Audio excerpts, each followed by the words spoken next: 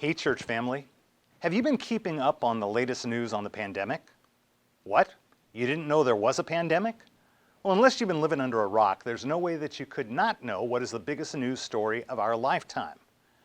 But beyond that one thing that we do know, there are a lot of things that we don't know. Things like, how long will we have to keep wearing masks and practicing social distancing? When will it be safe for us to go back to work? When can our kids go back to school? When can any of us go to church? If you've been infected once by this virus, can you be reinfected, or are you immune for life? When will there be a vaccine? If the spread of this virus slows down during the summer months, will it flare up again in the fall, when we enter into what we usually regard as the cold and flu season? The truth is, we don't know. I've heard some people say we should open everything back up tomorrow. And I've heard other people say we can't open up again for at least a year or two. So what's true? Are we opening up in a day or two, or are we opening up in a year? Is the government out to strip us of all our rights and freedoms, or are people just crazy because they're not taking this whole thing seriously enough and disregarding all the warnings that we've been given and are acting in a way that's going to cause everyone else to catch this disease? The answer to that question is we don't know. We don't know. You can do your own research. You can watch cable news 24/7. You can listen to every press briefing that's done by our president, our governor, our mayor, the people from the CDC and the NIH.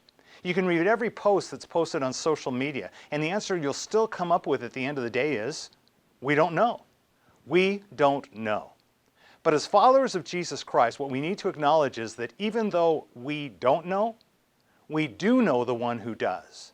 The only one who knows what's going to happen, and the one who can guide us through all the unknowns. Last week I told you that one of the first verses I memorized as a new Christian was Proverbs 3, verses 5 and 6.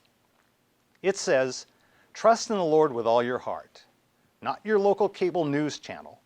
"Trust in the Lord with all your heart, and do not lean on your own understanding. In all your ways acknowledge Him, and He will make your paths straight." God knows where we're going. He knows how long it'll take to get there. What does it mean to acknowledge God? It means that you include Him in all your decision making.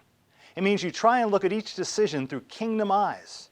You ask yourself, how would this advance God's purposes and His kingdom plan, instead of how quickly can I get back to the things I want to be doing? God's promise is when you're submitting your will to His, when you're praying, "Thy kingdom come, Thy will be done," when you're praying, "Nevertheless, God, not my will, but yours be done," God will then direct your paths because you're walking in the path that He wants to bless.